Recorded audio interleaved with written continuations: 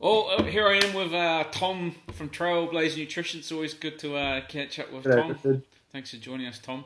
No So we're worries. doing a few of these little Skype things over these interviews over Skype. Hey, Tom, we've got this, we're obviously seeing all the rage on the keto diet, and we really wanted to ask you, what is a keto diet? So keto diets, it's it's it's also known as a low fat, high carb, or sorry, low carb, high fat Yeah, diet. It's basically when you eat in a way that means that instead of burning carbohydrates and fat as a fuel, you yeah, basically are only burning fat as a fuel, right, and you go into this state called ketosis, and you use these things called ketones yeah, to fuel your brain. So the brain usually runs off glucose or simple carbohydrates or carbohydrates which are broken down into glucose. But instead of using glucose for fuel, your brain starts to run off ketones, and all your body is using fat as a fuel. right, So it's become really popular because when you're tapping into those into your ability to burn fat, then people who are overweight are finding it really easy to burn fat doing that, and then people who aren't overweight just feel they report that they feel really great on this diet. mm, So mm. So so yeah, that's probably it in a nutshell. why would someone want to be on the ketone diet? Like, what are some of the benefits?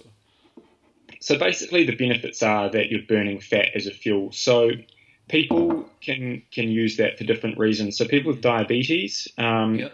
it means that they need to eat less carbohydrates, and as a result, their blood sugar levels don't fluctuate as much. Mm, People who want to lose weight have found it a really successful method of losing weight.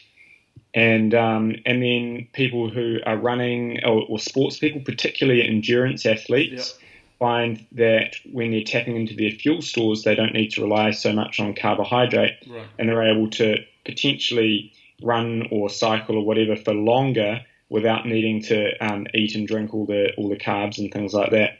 I should say at this point that it's not the only way of losing weight. It's not the only way of controlling your diabetes, and it's not the only way of doing endurance sport, but it's Mm. just a popular way at the moment. How will then it affect your workouts if you're out there hitting the gym a couple of days a week? What sort of things will you notice?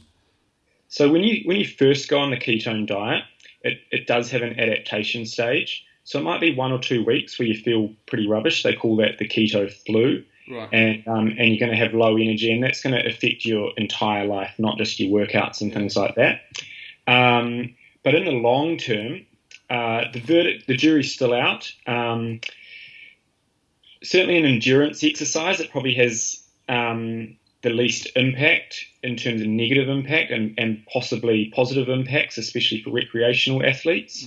Mm. For people trying to build muscle and go to the gym and those shorter, high intensity workouts, they may not have that top end gear that they're used to when they're using carbohydrates as their fuel. Right. But passionate keto advocates would probably argue with me on that point.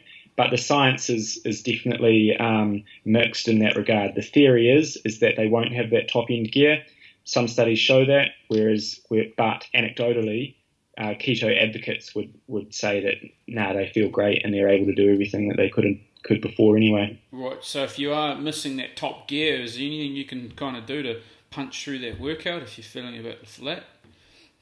Well, and this is what I would advocate more so than just a keto diet, but you can go in and out of ketosis, and you can use this diet strategically.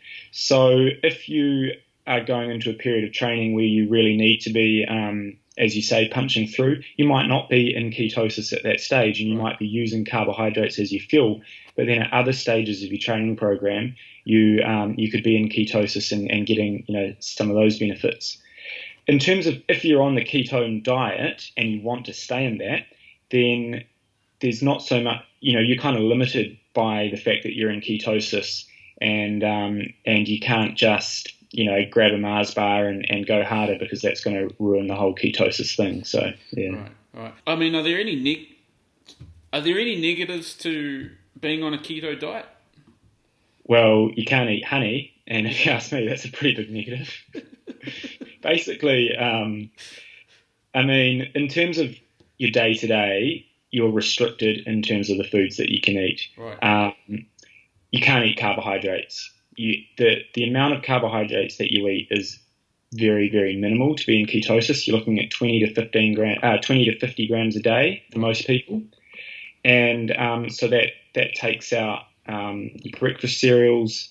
It takes out bread, potatoes, fruit, rice, pasta, all those types of things. Wow. So your day-to-day diet is restricted.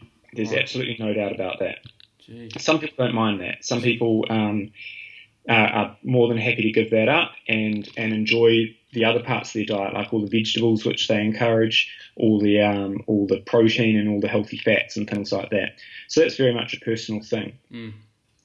In theory, but the science is still, we're not seeing like randomized trials which is proving this beyond doubt.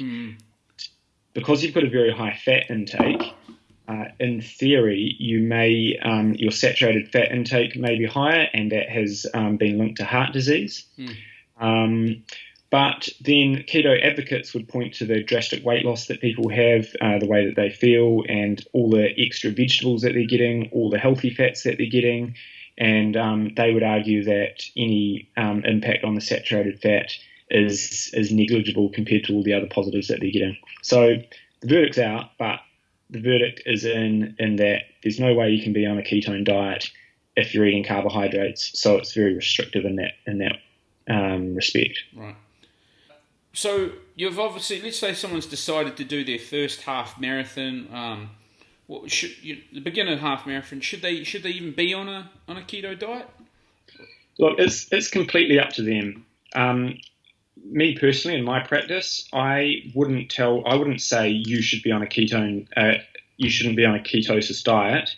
But then if somebody came to me and said, I want to go on a keto diet, I'm doing a half marathon, then I wouldn't have a problem with that, because they're perfectly capable of doing a half marathon on that keto diet. But it's certainly not something that they need to be on. It really is an individual choice, and there are positives and negatives either way. Cool. One last question, Tom. Do you find, will it affect your performance in any way, being on a keto diet versus being on a high carb diet? Yes, it will. It will definitely affect your performance. Whether that's a negative effect or a positive effect is very dependent on what type of exercise you do, what type of training that you do, and how you as an individual react to that. So it might work for you, and it might not work for me. And that's everybody. So everybody will have really individual results on it, and it really will depend on the level of training that they're doing and the level of performance that they're at. You won't find too many Olympic gold medal athletes doing it, right. But you might find a whole host of recreational weekend warriors who are performing far better than they were due to the fact that they've lost a lot of weight and they're tapping into those fat stores and things like that. But they're probably not going to make it to the podium. Right. If someone wants a little bit more information on the keto diet and training for their fitness, how can they get a hold of you, Tom? Probably the best option would be to give me an email, tom@trailblazernutrition.nz, or you could visit my Facebook page, Trailblazer Nutrition, visit my website, www.trailblazernutrition.co.nz, and there's plenty of contact forms there. And I'd be more than happy to talk to anybody about it. It's not something which I encourage people to do just out of the blue, but if people have made that choice, then certainly I can help them do that in a safe and easier, practical way. Awesome, Tom. As always, we really appreciate it. Guys, we'll drop down a link to Tom's website in the comments below. But awesome work, Tom. Thanks.